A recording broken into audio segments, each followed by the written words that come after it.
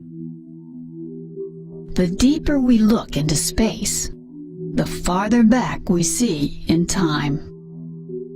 Light travels 670 million miles an hour, but even at this speed, light from even the closest big galaxies takes millions of years to reach us. Looking deep is looking back to when the universe was younger. Right now, our best tool for viewing the young universe is the Hubble Space Telescope. This is Hubble's deepest view into space, known as the Hubble Ultra Deep Field. Here, astronomers have found galaxies so far away that their light began its journey to us more than 13 billion years ago. We're seeing these galaxies as they were when the universe was just 600 million years old. In human terms, this discovery is comparable to a teenager looking at a 6-month-old baby. But for these galaxies, the universe was no nursery. It was more like a brutal football game.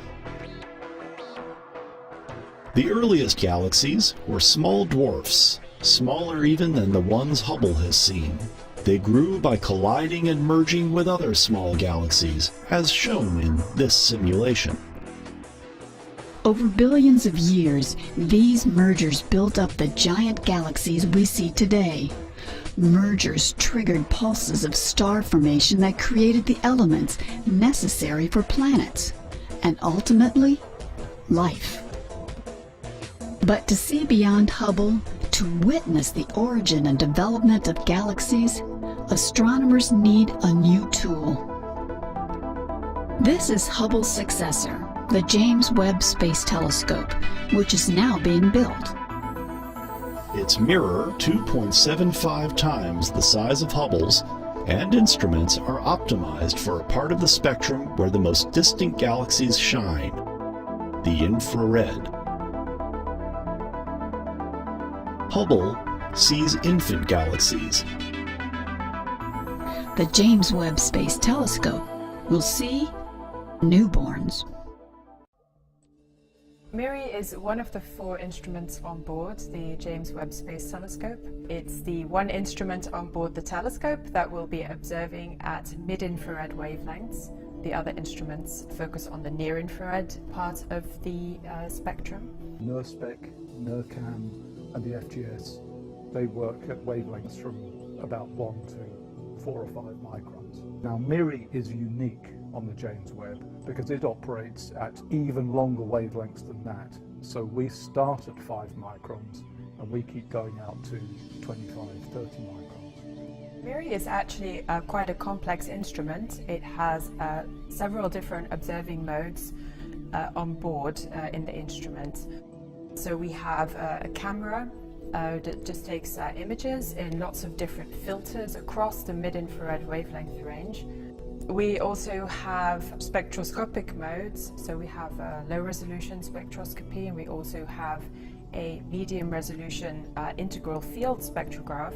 When you look inside our own galaxy, you can see dusty regions, and there's things going on inside those clouds, inside the dust, that you can't see because dust is essentially opaque. If you move out to longer wavelengths, out into the infrared, the opacity, the amount of light that is absorbed by that dust drops. And so we can see not just the surface, but into the heart of dusty region. So that means we can see to the center of our own galaxy more easily.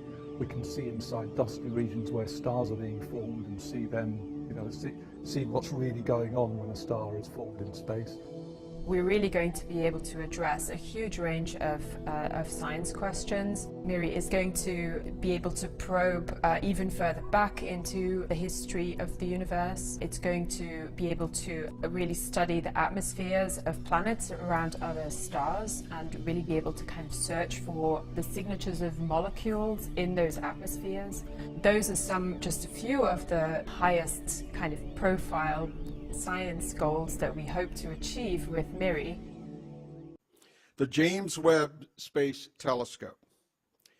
Here at NASM, I should say, excuse me, we have been eagerly awaiting the launch of JWST, the James Webb, now scheduled for the spring of 2019.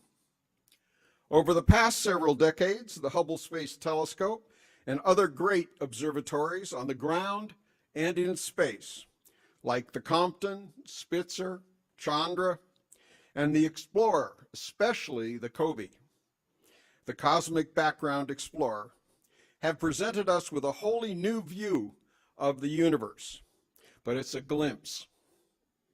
How it started, we have glimpsed, and how it might end, we have glimpsed. This new view has, of course, raised many new questions that we hope JWST will answer. It has certainly been designed to do so. So our series this year is devoted to articulating those questions and meeting the telescope that was built to answer them. Dr. John Mather is very well known to all of us here at NASM and around the world. He's been for some years senior astrophysicist at NASA's Goddard Space Flight Center and is now the project manager for the James Webb Space Telescope. Dr. Mather's research focuses on infrared astronomy and cosmology. As a postdoctoral fellow at the Goddard Institute for Space Studies in New York in the mid-1970s, Dr. Mather led the proposal efforts to what became COBE, the Cosmic Background Explorer, which launched in November 1989 on a Delta 5000 launch vehicle. Dr. Mather began work then at the Goddard Space Flight Center in a project that led to COBE. As a study scientist, then he became project scientist and then principal investigator for one of the three principal instruments that is on COBE, and that, of course, another selfless plug, we also have a model of on display in the Explore the Universe gallery. And he's been leader of many, many science teams representing scientific interests, not only to other scientists, but to project management at NASA and in industry. He served on advisory and working groups for the National Academy of Sciences, for NASA, and for the National Science Foundation. And very notably has been very active fostering future generations of scientists through his efforts for the National Academy of Future Scientists and Technologists. In 1991, Dr. Mather was presented with the Smithsonian's National Air and Space Museum Trophy, our highest honor. He shared the trophy for current achievement with the COBE team. In 2006, he, because of that prize that we gave him, of course, received the Nobel Prize for physics, along with Dr. George Smoot of the University of California at Berkeley.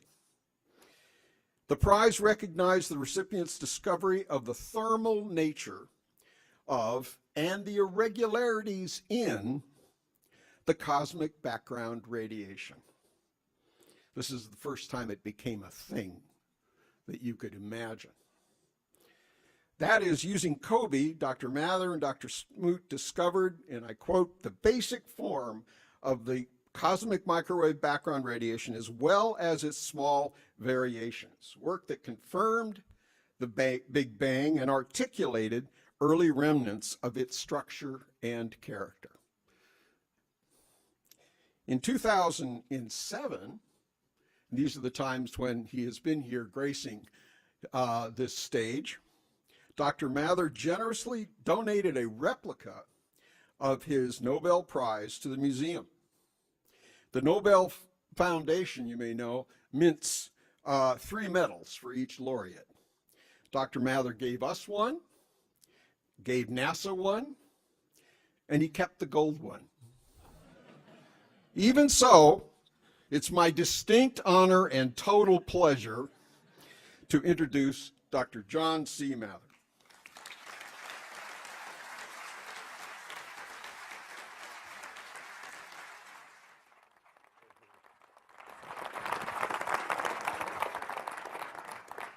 Well, my golly, after that introduction, I say, what a layabout that guy is. But it proves there was one small correction I need to make to David's story, which is I'm not a project manager, I'm a scientist.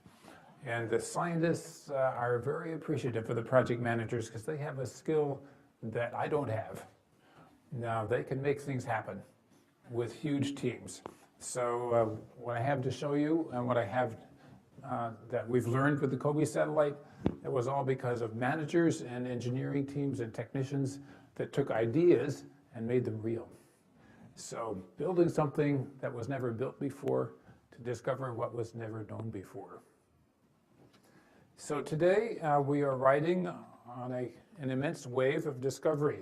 Incredibly powerful human society that we're part of is now able to do practically anything at once. Takes a little while, but we get there.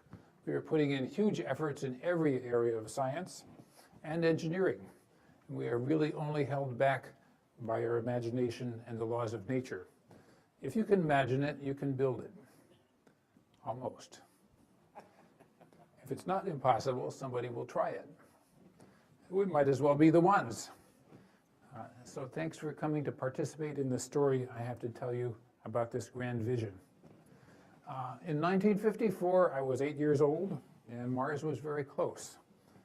We saw the planetarium show at the Museum in New York City, the Hayden Planetarium, before this one that we're in today existed. My dad bought a telescope from Sears Roebuck. It was about that big around, a little bit bigger than what Galileo had, and it wasn't nearly enough. And I've been waiting all my life for a better one, and I think we are still waiting for even better ones. We are getting them.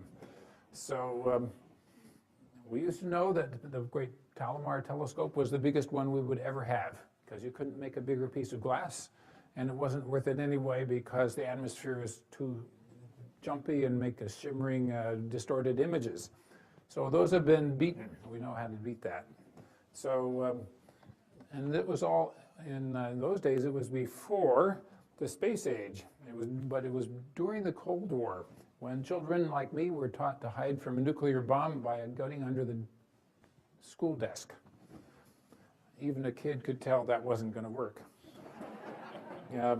But the space age, shortly after that started, spy satellites were built. President Kennedy said that we were going to the moon, not because it was easy, but because it was hard. And that we would do that and the other things. He promised we would do many, many things, and not just that one. And this was before the information came with billions of customers supporting millions of engineers to build whatever you want. So we're still riding that wave, and we're nowhere near the end of it. So we're not quite yet to the galactic civilization, but that was something else that was on my mind when I was 13 in the library. I was reading Isaac Asimov's Foundation trilogy, and he talked about the great galactic civilization and the need for scientists and mathematicians to find a solution that would enable a hidden foundation to preserve civilization after the great galactic civilization would crash because it was corrupt. So we still have a problem, and scientists and engineers are called upon to help us out through history. So Bill Gates says engineering is going to be the solution to a lot of our problems. I think he's right. I think we are not going to run out of the need of science and engineering anytime in our future history. And I think that future history is going to be very long indeed. So today I'll only show you a small slice of that vision, a small piece of the great James Webb Space Telescope that you see on the screen behind me.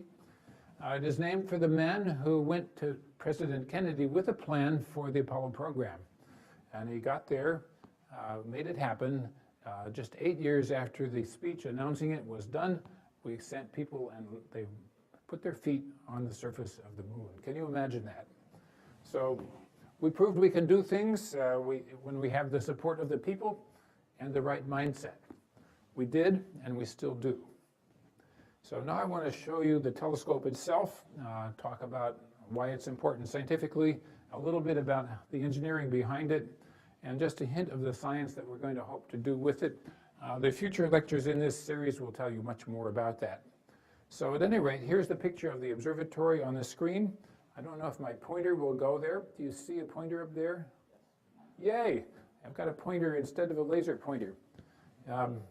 Anyway, what you see in the middle is this gigantic mirror. It's 26.5 meters across. Okay, if I use metric units tonight, for those of us in the English units, it's 21 feet. It's bigger than what you see there on the screen. Anyway, it is protected by a big umbrella, a sun shield we call it, which is as big as a tennis court. And is a joint project of NASA along with the European and Canadian space agencies. It's an enormous project. It's the most difficult one we've tried at NASA in science and engineering for science. It's clearly not as difficult as the Apollo program, but all the same, it's just very appropriate that we should be naming it after James Webb, the man. So to start with some of the big questions that are in front of us, some of the people asked these things before we got started here. How did we get here? So we know quantum mechanics, we've known about it since 1925 or so. We know that it governs the properties of everything. But if you want to know how anything complicated works, you cannot solve the equations. You have to go build it and measure it. We know the universe started expanding, that it was very smooth and very hot when it was young. We know that it's unstable in a whole host of different ways, and that energy can be released from reorganizing material into different shapes. So its complexity can build naturally. People didn't appreciate that, but it's a natural thing for complexity to grow here. The universe is probably infinite. I can't prove that to you. It is very old. It's about 13.8 billion years old, which means that there's been plenty of time and plenty of chances for the universe to do things that are very improbable, such as perhaps ourselves. There are not very many places like ours, so we might be the only ones, maybe not. But at any rate, each of us is quite unique. We know about stored information. We know how that works a little bit. We have evolution based on the stored information in our DNA. And when mistakes are made in the copying and sorting, we get individuality. We get to blame our parents for all our troubles. And we also can say we have probably evolved, which I mark here as survival of the lucky. Because a long time ago when Darwin talked about evolution, people said, well, survival of the fittest. And since we're here, we concluded that we were the fittest. So that's not very good logic. We have evidence from the geneticists that perhaps our ancestral population very nearly perished, that they were down to a few hundred individuals. So we're here because those people were lucky, and we nevertheless claim credit. We have learned about, in engineering, feedback loops, and we are still trying to understand how that works. Just as an example, I'm standing here and you still think I'm the same person even though almost all of my atoms have been replaced numerous times, except for my teeth and the chromosomes in my nerves. So the rest of it has been changed out and you still think I'm me. So there's a lot of mysteries besides astronomy to think about, and I just wanted to tell you there's a little bit more science to go. So astronomers look back in time. I guess everybody knows this one. I just like to draw this picture because it's my own hand-drawn picture. And so it shows you that you can look back in time by looking at things that are far away. And we know the speed of light is 1 light year per year, by definition. So we know how far back in time we're looking if we know how far away we're looking. So we survey the universe. We draw triangles. Just like you were supposed to learn in high school. It's not that hard. If you know two angles and one side of a triangle, you can calculate the whole shape of the triangle. So that's surveying. The other method that we use is if we can't use the surveying method, we say, well, I'll look at those stars out there, and if I can convince you that those two candles that I drew in the picture are identical, and one of them just looks fainter, we say it's because it's further away, and we can get the relative distances. So that's worked pretty well. It's hard work, but it's standard practice. The other thing we need to do is how fast are things moving toward us or away from us, and we use the color of light to measure this. If you spread out the light of the fireworks displays that you see in July the 4th, you see each of those colors comes from a particular chemical element. We can see them in the light of the sun, either as dark marks across the rainbow, if we make a good optical instrument, or sometimes they actually shine out. Anyway, from this method, we can find out what's in the sun, how hot the sun is, how it moves, and in particular, we can tell if an object is coming toward us or away from us if the pattern of all those wavelengths is systematically shifted to longer or shorter wavelengths. So this is called the Doppler shift. We've known about it since the 19th century. So after a lot of preliminaries, Edwin Hubble became the first person to draw us a graph that showed this effect about distant galaxies. So 1929, he measured or tabulated the accumulated information about how far away are galaxies and how fast are they going. And this is the picture he gave us. First graph to show that the distant galaxies are rushing away from us with a speed proportional to distance. Divide the distance by the speed, you get the age of the universe. Real simple. It's not such a great mystery. But it was found out in 1929. And so we forget it was so long ago, and we now think it's a big mystery. So he did get the wrong answer for the age. Measuring that distance is actually pretty hard. And the biggest problem that he had was the standard candles that he were using close by and far away were actually different kinds. So he didn't know that, but we took a long time to find that out. Now we know, and now we argue about the slope of that line within 1% or 2. So we've made a lot of progress. So David mentioned in the introduction that we made a satellite to measure the Big Bang radiation. Here it is. This is called the Cosmic Background Explorer satellite, and it was made based on my failed thesis project and many other ideas to measure the heat of the Big Bang. So we measured it. It came out right. So I'm not going to skip over the details, but we'll just be able to summarize it with a single chart telling you about the early universe. So we now know the early universe was very hot and very compressed. It probably has no center, at least we've not been able to find any sign of one. And there's no sign of an edge. You cannot see all the way to an edge because we haven't had an infinite amount of time. So even if light has been traveling all through time, you can still only see 13.8 billion light years at the speed of light. So we have the imagination says it's an infinite universe expanding into itself. There's no other universe out there for it to go into. And curiously enough, there is not a first moment. This confuses people a lot, but just imagine running the expansion movie backwards. So here we see all the galaxies are rushing apart. Imagine that they rush towards each other instead. When they start to collide and merge together, they get really hot. Atoms are destroyed, they're turned into individual particles, and you keep running backwards in your imagination, and it gets hotter and hotter and denser and denser. But you never can get all the way to time zero. It's a curious thing. So you cannot actually say the universe was created. There was not a first moment in which it appeared. It has always been here. And this is just a curiosity of mathematics. But a lot of people called it the instant of creation. Well, it's not really. So it's also not a big firecracker because it's just the wrong picture. If you think of a firecracker, you think of a little thing happening at a place and a time. And what we actually have in mind as astronomers is an infinite universe expanding into itself. So probably also there's no end, but I can't prove that to you. So that was the basic demonstration that the universe is as we claim. We got a lot of evidence for it now.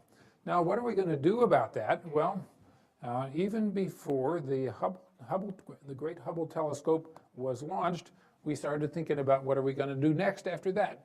So one of my colleagues here, one of the future speakers in our series is Garth Illingworth, sitting here in the front row. And he and a lot of other people had a conference and they said, what are we going to build after Hubble? So the book addressed the question of what do we not know and why don't we know it, and could we answer it with a bigger and better telescope? Of course, the answer is yes. And they worked out a lot of the possibilities, including some of them that look a lot like what we actually ended up building. More conferences were held, and every 10 years the astronomers have this giant festival where we write a book about what's our top priority. In 1990, they didn't actually come out and say that they needed this new great telescope that we're building, but the committees, the subcommittees said so. So even in 1990, a long time ago, just a few months after the COBE satellite was launched, we already knew we had to plan for the future and something to come after Hubble. So here is the Hubble itself. Hubble is 27 years old, almost 28. Can you imagine that? It's going very well. It's been serviced, as you know, 5 times by astronauts that went up, visited it, put in new equipment, better equipment. This Hubble concept goes so far back in time that it's hard to imagine how primitive the equipment would have been if we were stuck with the old stuff. So we were really thrilled that you could do that and upgrade it so many times. 1990 was launched in April. So I guess everybody knows that we had a problem shortly after that. It was not in focus. So here is the astronauts working with the Hubble telescope. And here's a picture of a galaxy we took shortly after the launch. Bummer. NASA had a lot of jokes thrown at us. But we said, and Congress said, please fix it. And we did.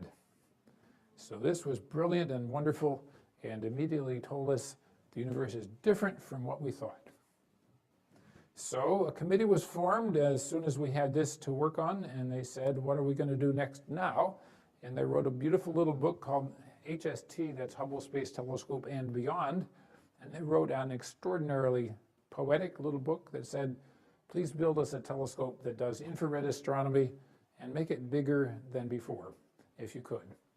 So it still gives me chills to read that book because it's so well done.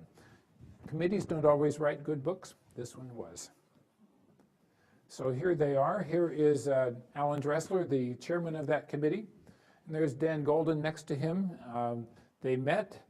Dan Golden heard what he had to say. And within a few months, at the meeting of the Astronomical Society, Dan Golden gave a plenary talk, and he said, I see Alan Dressler here. All he wants is a 4-meter optic that goes from a half micron to 20 microns. And I said to him, why do you ask for such a modest thing? Why not go after 6 or 7 meters? And he got a standing ovation. So I figured that was our first peer review, and it worked. Immediately after that, astronomers and engineers from everywhere wanted to work on this new project, and so we started. So we've had grand ambitions, and we are about to get there. So many more reports were written. So what was in that little book? Many mysteries that could become discoveries. What happened after the Big Bang? How did the first stars and the first black holes and the first galaxies grow? And what else could there be out there? How did the galaxies grow? Did the black holes start first and make the galaxies, or did the galaxies make the black holes? How do the supernovae and other exploding things affect everything? What's this dark matter and dark energy about? We were just beginning to understand about it. In fact, dark energy had only been guessed at. It wasn't really known yet in 1995. How do the stars form, and what happens when they get old? They blow up, some of them, not everyone. The sun is not going to blow up, by the way, but it will change. Exoplanets we just didn't know much about. We were just getting on to that. There were a few of them out there. Now we know that there's zillions, and that's a technical number. So pretty soon we were able to take a very long exposure with the Hubble Space Telescope called the Hubble Ultra Deep Field, and this picture shows a surprise. This is a picture of a place where there's like one star in this picture, and all the rest of those little dots are galaxies. And it's spectacular because it was a surprise. We knew before we flew the Hubble telescope that galaxies could not grow very quickly. We must be able to see them growing with the Hubble telescope. By looking far enough out in space and far enough back in time, we could be able to tell how that worked. Well, the picture here shows us, yeah, that's not true. There are a lot of little red specks on there that say, guess what? The first galaxies were too red to even get into the Hubble wavelength range. And they were too faint for Hubble, even if it could cover it. So please, NASA, please build us a bigger telescope that can pick up the infrared light. A few years later, we got to discover this effect. This effect is that galaxies that are supposed to be pulling each other together because of their mutual gravity, they're actually flying apart faster and faster all the time. This is now what we call the dark energy. The people who found this out got their Nobel Prize in 2011 because it was such an enormous surprise. They did it with that standard candle method, by the way. They said those little supernovae out there are 20% fainter than they should have been, so something's up. It was a little hard to convince people that they were right, but they were right. And now we have lots of confirming evidence. So now I've got a movie to show you, which is, from my perspective, the most beautiful movie I have ever seen. And now we need the lights down, because I'm going to show you a really, I'm going to show you how the galaxies may have grown from the very first moments. So can we get the lights all the way off?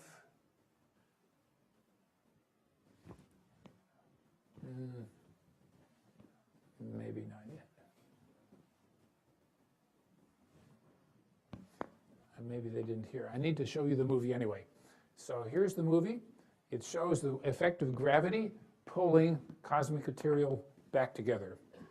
So the gravity acting on the little inhomogeneities, the little seeds in the Big Bang material, is able to stop the expansion. So the computer scientists have simulated this in a box of universe that they're rotating in front of your eyes so you can see the structure growing. And within 1 billion years of the whatever started it going, the structure has already appeared. Galaxies are forming. They are forming in huge strings of material. They are stretched out in a very non-random fashion. These huge strings are actually coming together in sheets. Once in a while, the computer has lined up the line of sight so that it looks like everything is all in one plane, like right there. So who'd have thought that? Astronomers were stunned when they found this is actually what we see in the sky as well. So this movie shows something you could never observe because it shows the time dependence. And we're not going to be able to wait for billions of years to see if this picture is correct. But what we can do is take pictures with the Hubble and with the James Webb Telescope and see if the pictures match up with what this movie predicts. This is not the most current movie, but it is the most beautiful one that I've seen. So here the movie is showing the universe has gotten to be about 7 billion years. When the universe is 9 billion years old, that's when a lot of these explosions that you see start to slow down. And that's a good thing because that's also when the solar system is being born. And it would be really hard to start a solar system next to an explosion like that. So just about this point in the movie, that's when our solar system turns up and the great explosions slow down. Those explosions are coming from black holes and from exploding stars.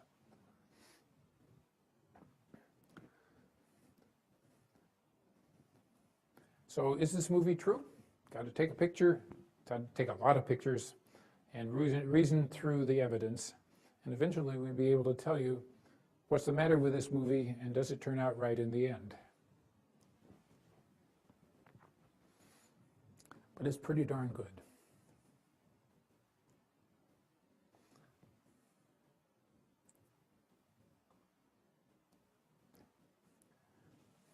By the way, it took modern technology to even be able to make the movie. Because I think what we have coming here next is the list of people who made it. And they needed millions and millions of CPU hours and the best computers you can possibly find. So we couldn't have done that a few years back. In fact, why do we need big computers like that? Well, other government agencies need them, and so do you. So anyway, what else have we seen? Here's a beautiful picture taken with the Hubble. Shows a nearby galaxy called the Whirlpool Nebula. And in the lower right corner, I've got a picture that was drawn by Lord Rosse in 1845. He had the biggest telescope in the world in that year. It was made with a big metal mirror about 6 feet across, 2 meters. And he saw the same features that we see today, and he was remarkably successful at that. Here's another beautiful picture from Hubble. This is taken not only with the Hubble, but also the Chandra Observatory. This is the exploded star called the Crab Nebula. We now know that it blew up on July the 4th of AD 1054. So that's part of the story of where our atoms come from. A lot of the chemical elements of life were produced in that star that blew up and released for recycling. So you all are recycled from this stuff. It's all right. We're breathing dinosaur breath too. So now we get to the telescope of my great joy. This is the James Webb Space Telescope. As I mentioned, it is named after James Webb the man, not the current politician, but James Webb, who went to Jack Kennedy with the plan. So it is a project, a joint project of NASA with the European Space Agency and the Canadian Space Agency. There is the big mirror in the middle. It's huge, and it is so huge that it has to be folded up for launch. The telescope will be cooled down to about 45 degrees above absolute zero, so that it doesn't emit very much infrared light. And we are planning to put it up in 2019 on top of a European rocket called the Ariane 5. Here's a little bit about the telescope design. For you telescope builders, it starts off with a Cassegrain telescope, but improved by having a third mirror that you can't see in the picture. Excuse me. And this is a telescope made out of 18 pieces. The big primary mirror has 18 segments, all made out of beryllium, coated with gold, and polished to the basic perfection that they need when they will be cold at the operating temperature in space. The mirrors are about 2 millimeters thick, and getting to be perfect at the cold temperature is a huge challenge. In fact, when we said we were going to do that, people laughed at me for many years, but we did it. We have a package of 4 different kinds of instrumentation inside: cameras and spectrometers. So we're going to take pictures of pieces of sky, and we're going to stretch out the light of different objects into the colors so we can analyze what's inside and how they're moving. So this is for the technical folks. It covers all the wavelengths from 0.6 microns, which you could see is more or less the color of a red laser beam, out to 28 microns wavelength, which you certainly cannot, but your friendly rattlesnake would be able to pick it up if it were bright. So very powerful. So whatever astronomy that you would like to do, you think about using this equipment, we can probably do it for you if it covers that wavelength range. By the way, the astronomers in our world are now writing proposals to how to use this telescope, and they're due in April. So pretty soon we'll be able to tell you the basic plan of everything we're going to do, or most of the things we're going to do in the first year of operations. So now I want to show you roughly what happens to the telescope hardware. So here's the roadmap to get the telescope up. We start by putting the telescope together in our clean room out at Goddard. A few of you may have seen it in our clean room. Then we shook it, tried to see how close it was to breaking before we launch it, and it passed all that. This little picture shows you the telescope in a clean tent on top of a vibrator, gigantic vibrator, to shake it and see that it'll pass the test. We put it in a giant mailbox, sent it around the Beltway to the Andrews Air Force Base, put it in the telescope in its truck, with its truck, into the giant C-5C aircraft, flew it to Houston, unloaded it there, put it into the vacuum tank there. I'll show you more.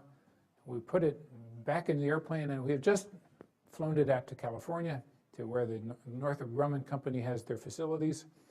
And it is about to go through the next stage where we merge it with the warm part, and we continue testing it, make sure it unfolds and folds up again. Then we put it in a slightly expanded version of the mailbox, put it on a boat, send it through the Panama Canal, send it to French Guiana in South America, put it on the rocket, push the button, goes up into space, goes way out there, about 1.5 million kilometers. English units, 1 million miles. And it unfolds out there and does its work. So that's its trajectory. It's not quite all the way there, but about 1.5 years of work left. So here is a movie taken of the telescope in its clean room at Goddard Space Flight Center. It shows the robot putting the telescope mirrors on. Here we have the telescope in its plastic tent. We have put it on top of the shaker so to see if it will survive launch. Here we're putting it into the mailbox, shipping container, pushing it out through the door, and getting it ready to go into the vacuum tank in Texas. And that's the door of the vacuum tank in Texas. Here's the truck driving down the highway very slowly.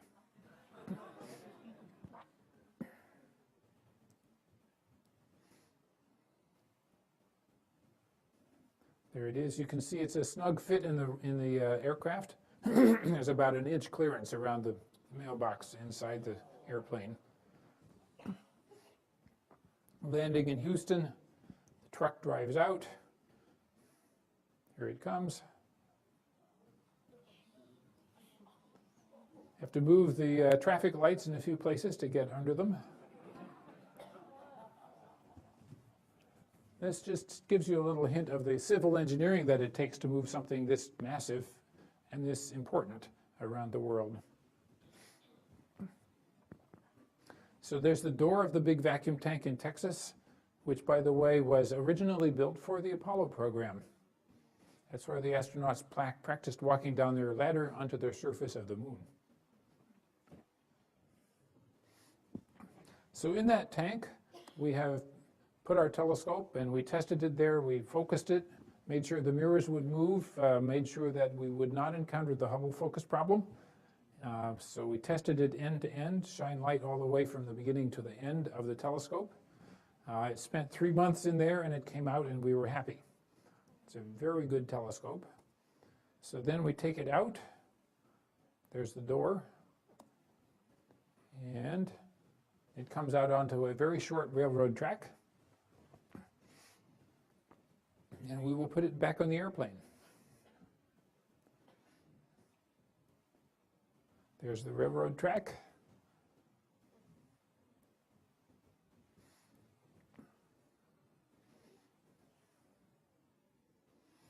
I think that's that one, that movie.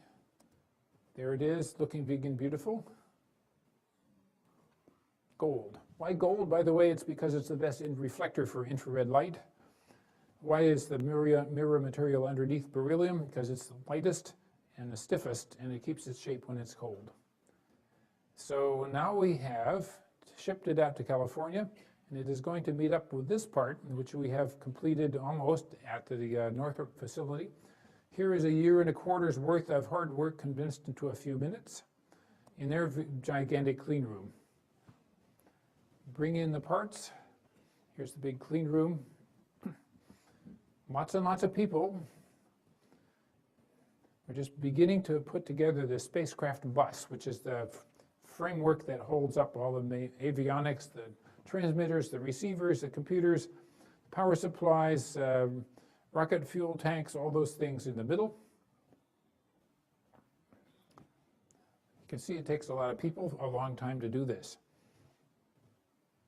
So when I talk about the engineering miracles that it takes to enable scientific discoveries, it's not just engineering, it's a lot of people with their hands on the hardware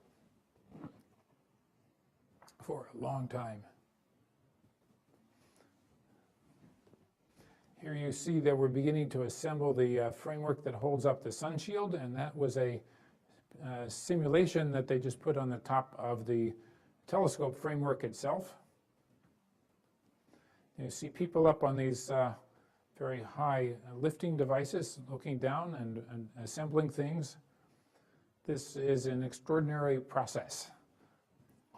You see people are strapped to their diving board so they can't fall off and they can't drop any tools.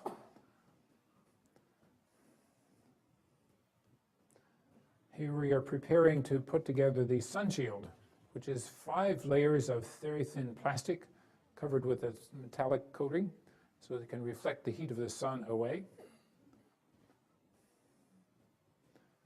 I say, golly, gee, isn't that pretty hard? And the answer is yes, it is. As far as we know, there's no other way to get the science that we're after.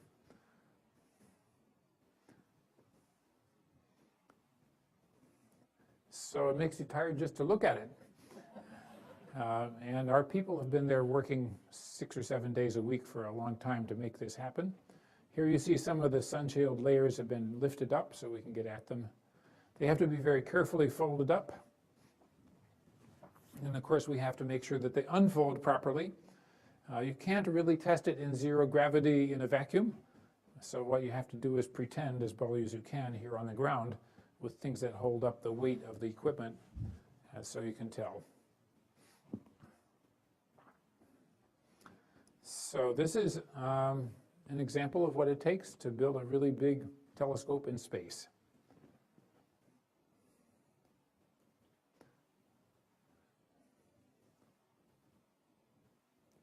Lots of people, lots of hardware, lots of equipment that you never thought you would need to be able to get at it. Support equipment.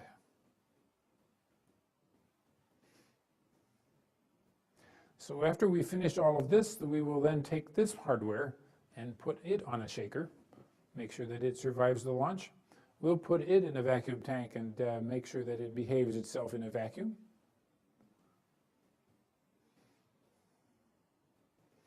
And we will rehearse more than once, folding it and unfolding it. So golly gee, that's hard. And that's why I say this is not a scientist's job. It takes an enormous effort by a team, has to be well organized, and it is possible. Not easy, but it is possible. Here they're finishing putting together the sun shield with its 5 layers of plastic, each as big as a tennis court.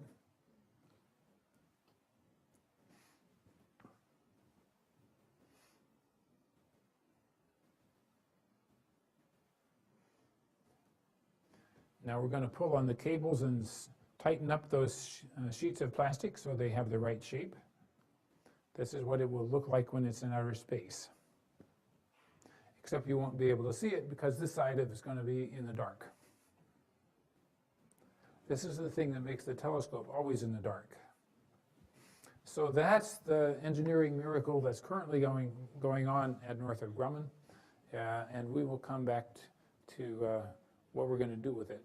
So here's where we're sending it. We're sending it 1 million miles, 1.5 million kilometers out in space to Lagrange point 2, which is over here. Sun, the Earth, a little farther than the Moon. This is definitely not to scale.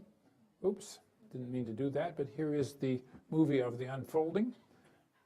It looks simpler than it is in the movie, and it goes quicker than it does, because we actually have 2 weeks to make sure this movie works right.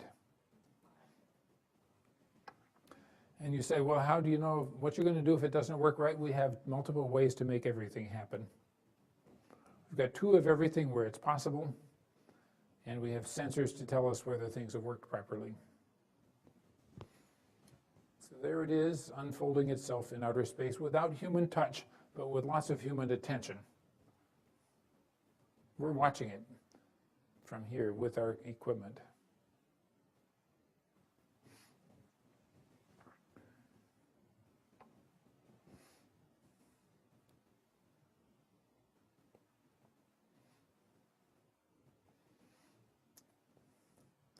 So when we hired the company to do this, they said this was not the most complicated thing they'd ever done in space. But I think it's right up there in the top few.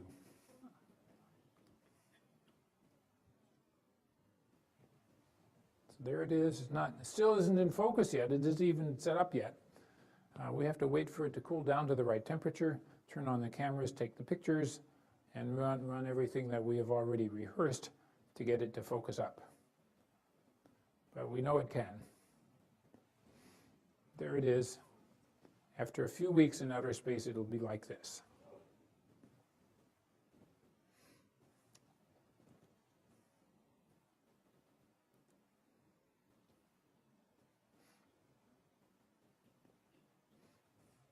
So just a few little words about what we're going to do with it. The sensitivity is extraordinary. If you were a bumblebee at the distance of the moon, we'd be able to see you. And astronomers call it nanojanskys. It's a very small unit of brightness. We'd be able to see you both reflected sunlight and the heat that you would emit if you were a bumblebee out there. Now, some things are a lot brighter than a bumblebee, and we'll be able to look at all the planets, including Mars and outwards, but we do have to kind of squint for Mars because it's so darn bright. So whatever you want to know about the solar system, from Mars outwards, we'll work on it. We're going to take pictures like this, only different. This is one of our most beautiful NASA pictures taken with Hubble. It's a place where stars have just been born and are being born today. And golly, isn't it beautiful? And golly, you can't see inside that cloud. So wouldn't we like to see inside the cloud? So yes, you can if you use infrared light. Hubble has some infrared capabilities, so that's what you see with the Hubble and its infrared camera. You can see partway into the cloud.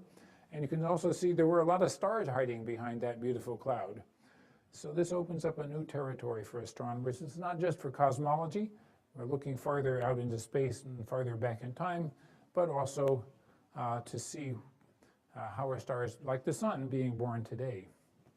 We will be looking at things in the outer solar system. Here's a place that's of great interest to many people, including some of our favorite congressmen. Europa was a satellite of Jupiter that was discovered by Galileo. And this picture was taken by a mission that we called Galileo, and it shows that Europa has an ocean covered with ice.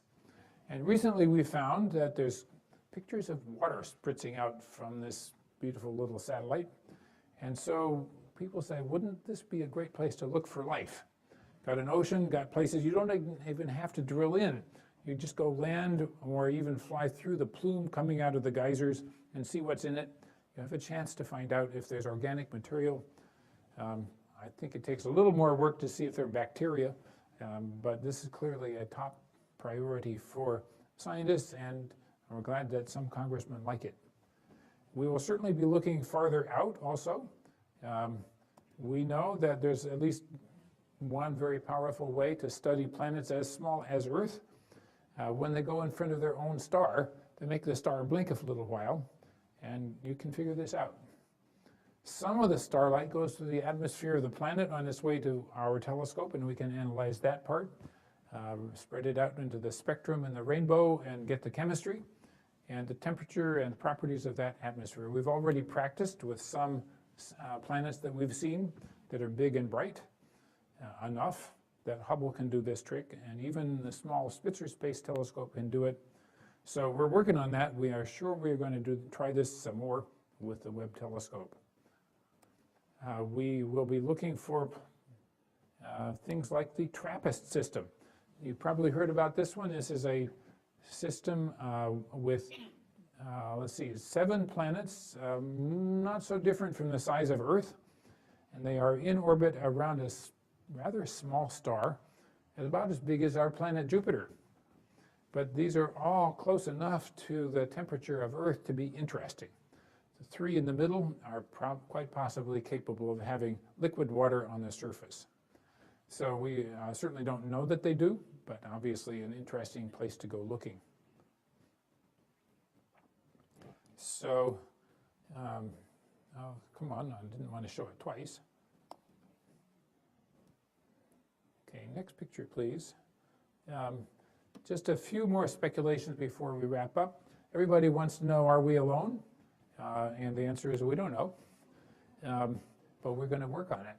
So the big question next that we can work on is, well, how special is Earth? We know Earth is special within the solar system. It's the only one that has these special properties. It's got oceans and continents.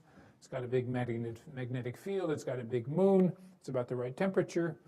It has plate tectonics to recycle the ocean and the rock. It's about the right distance from a nice star. The star lasts a long time. So that's pretty interesting. So we want to compare what we have in our solar system with what's way out there. So how are we going to know about that? We need to build another telescope. How did you guess?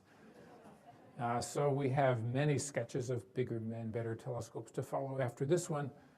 But one of them, at any rate, is called the Large UV Optical Infrared Telescope. It may be 2 or 3 times as big as the Webb telescope and capable of seeing little planets as little dots orbiting their own stars, in which case you could find out a lot more. So we'll wrap up here. I think we have some time for questions. But I just want to say we are still not going to have the galactic civilization that Isaac Asimov wrote about. We cannot travel to the nearest stars in person. We have not discovered warp drive. I don't think there are any very good hints out there yet, so I'm sorry about that. But if we make robots and the robots are interested and patient, they can go. They don't have to breathe on the way like we do. So we astronomers, on the other hand, we travel at the speed of light. We receive signals from far away and instantly we know what's out there. We have to think about it, we have to interpret our fuzzy little dots, but we can find out. So I promise you will not be disappointed. Thanks.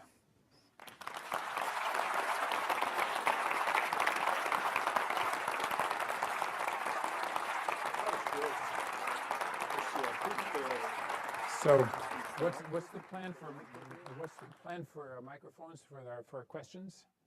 Well, I can field questions. John will repeat the questions if that's okay. Sure. Yeah. Okay. So we take questions. Right here, we'll start. On the James Webb Telescope, the panels that you have there, you said they're plastic. Well, they seem to be a lot more fragile than anything that's on the Hubble. So what do you do about micrometeors and meteor? So her question is about the giant sun shield, the gigantic umbrella. It's actually made of very thin plastic. It's about not much thicker than your laundry bag. So it is fragile, but it's tough. So micrometeorites will make holes in it, and we don't care. We know how many there are, we know how big the holes will be, and it doesn't matter. There will be little pits all over the mirrors, and we also don't care. There are not very many of them, and they're not very deep. So it's all right. We have, as you know, we're in overflow, and I'll take a few more questions, but then we will turn it over to the overflow people to ask questions. Question there. Okay, the lifespans. The Hubble's already 27 years old, almost 28, and it's not wearing out. So 5, 10 years more is quite possible. And it's still doing great science, so I don't think anybody would turn it off if it's still working. Eventually we have to do something because we can't let it fall on Moscow.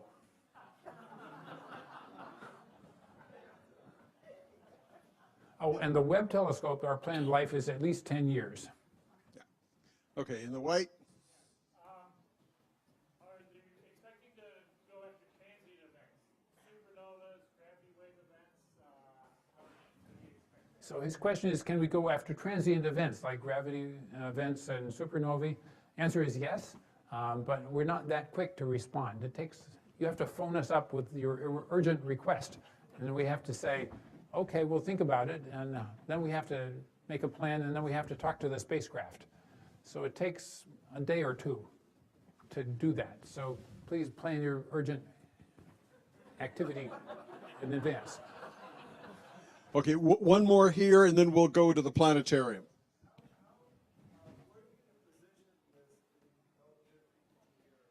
Oh, where do we put it relative to the Earth? It's a 1.5 million kilometers out farther from the sun than we are. So it moves around the sun with us all year long and stays out there. So it's overhead at midnight, 1.5 million kilometers out. Okay, any questions from the planetarium?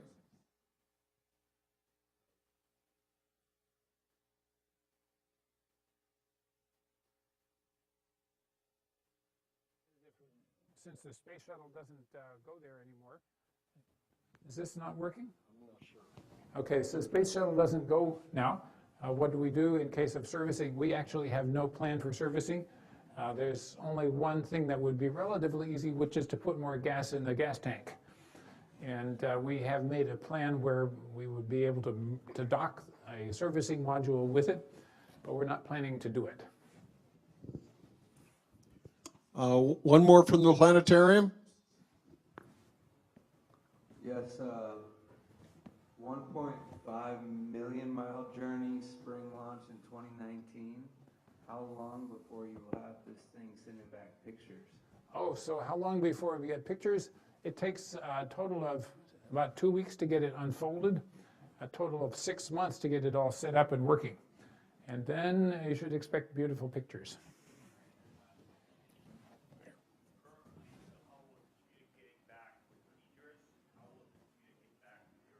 Okay, so we get our communications back to Earth by way of the Deep Space Network. So there's some big dishes out in the Mojave Desert, and some also backup ones in Australia that we use. So, big dish.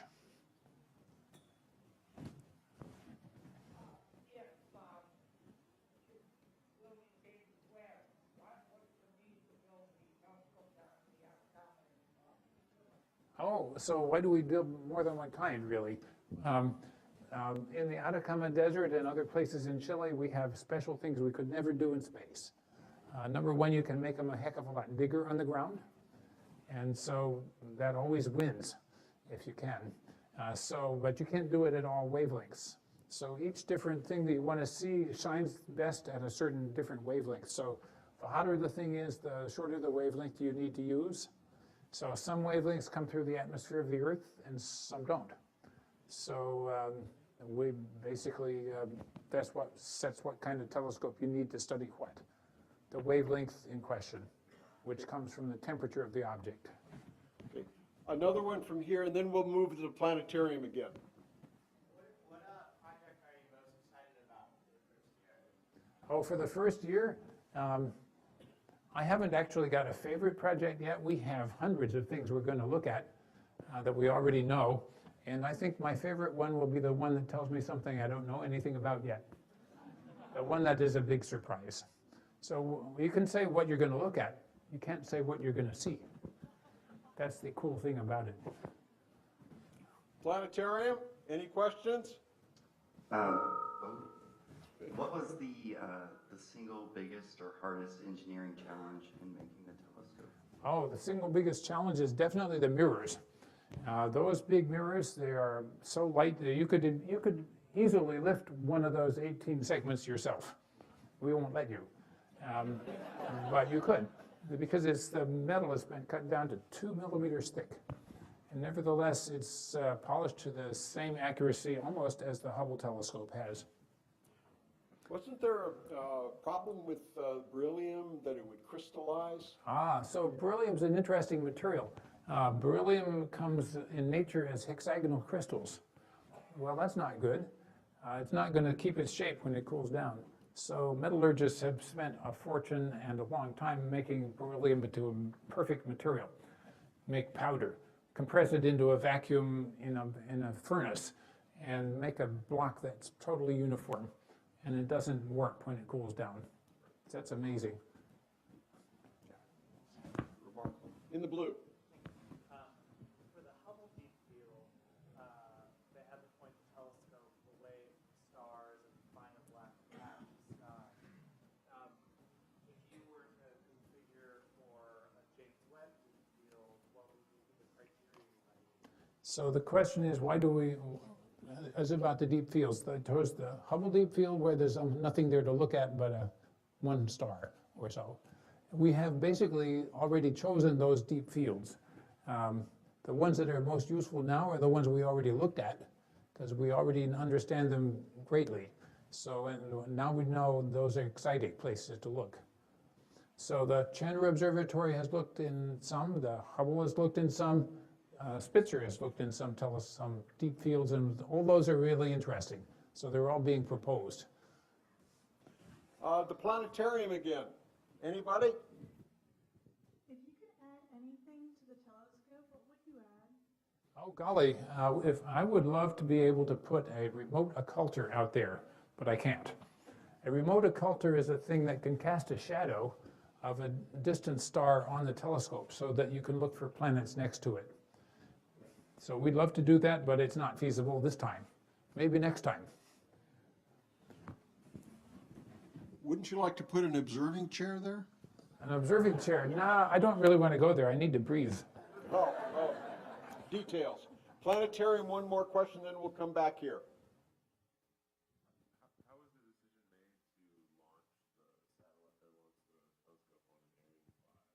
How was the decision made to launch on an Ariane 5? It was actually a long process. The Europeans offered this as a part of their contribution to the partnership. And then it took us a long time to say, yes, that's the right answer. Question here and then there. What is the source of power for the James Webb Telescope? Is it RTG or is it all four or what? So his question is, what's the source of power? And we use solar cells for the whole thing. We have a battery that's good for about an hour because we fly through the shadow for a little while. And after that, it's always sunshine on one side, always dark on the other.